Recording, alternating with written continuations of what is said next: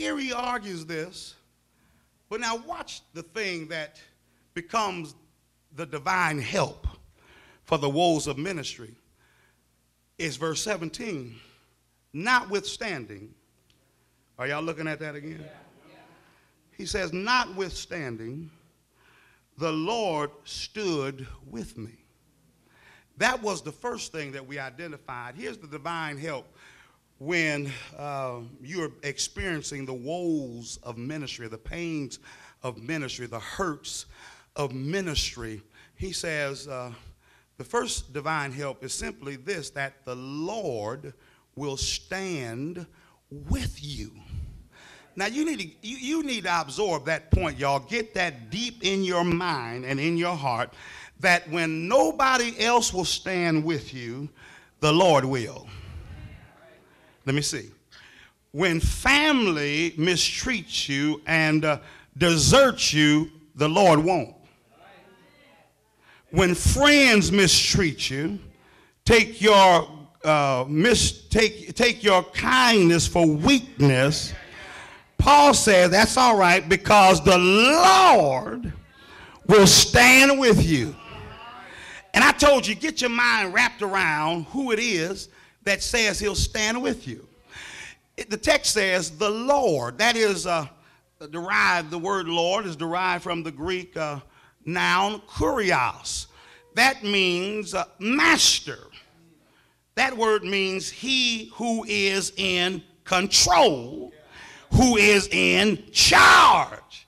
Listen, the creator of the universe. If you don't think that this is a big deal, we're talking about the God of the universe, the master of the heavens and the earth, the one who is sovereign, who's in control of everything, says to Paul as he retells this story that he stood with me. I don't know if you really understand how powerful of a point that is, that the Lord will stand with you. Maybe y'all looking funny at me. The Lord, you know him, don't you? The one who spoke everything that wasn't to become everything that is. The creator of the universe. The one who, I've told you, is uncaused, which means that nobody got him started. He is, as Dr. Wade says, the beginner of the beginning before the beginning began to be.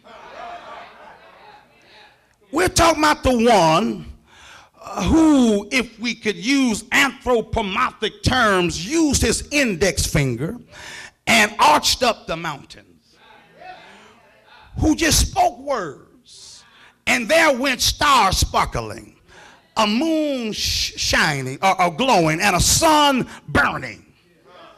He says, the Lord stood with me. Maybe you ain't catching this because you ain't got the concept of the word or the phrase stood with me. That phrase there, stood with me, is derived from a noun word. First part of the word is para, which means by the side or alongside, and histome means to stand.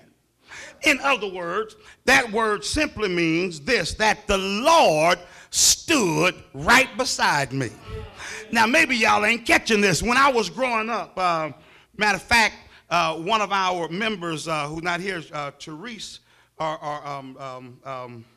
Latrice, we grew up in the same neighborhood. And her brother's name was Anthony Gilbert. And Anthony was tragically killed at the Great Mall in Milpitas some years ago. You all remember when that off-duty fireman shot that young man. That was Anthony. I grew up with Anthony.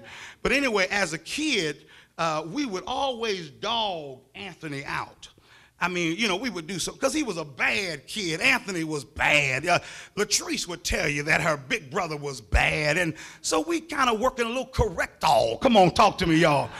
We know some discipline to straighten Anthony out because he was Say bad, y'all.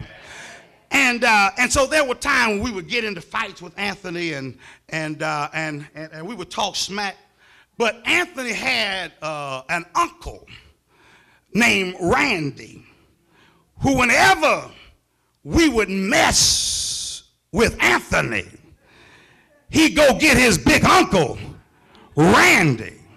Now, while we were not scared of Anthony, we were scared of Randy. And one day, Anthony came back with Randy. And Randy just stood by Anthony's side. He said, now, Anthony, hit him back. And y'all better not hit back either. He said, hit him, get him back in the jaw like he hit you. Now, Randy never stepped in. But because Randy was besides Anthony, we were scared. Well, all I'm saying is, here it is. The King of Glory is by my side. Now, you want to try to dog me, go on and ditch me, dog me out, don't show up. You want to talk about me, lie on me. Come on, somebody. You meant it for harm. God is by my side. Touch your neighbor. Say, neighbor, don't you give up on your gift and your calling, because Jehovah is by your side.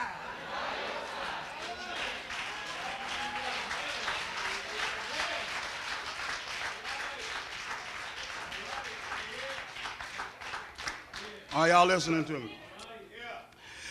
But now when I look at this verse, not only does it tell us that the Lord will stand with you, but watch this other thing. I ain't making the outline up, it's in the passage. He says, and strengthened me. Do y'all see that? Let me just work on this and we're done.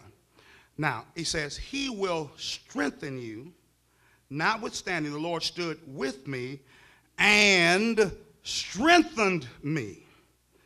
Now, watch this. Where's Paul? In jail, in prison, in a dark, dingy dungeon, in Rome, being mistreated or facing Nero's chopping block.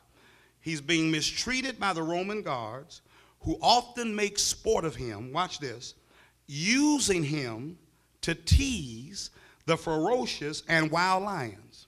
Now, because of his Roman citizenship, Rome could not feed their own to the lions, but they nonetheless did make sport of them.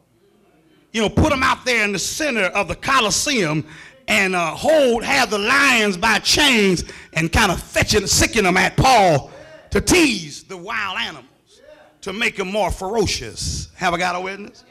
Now that's where he is.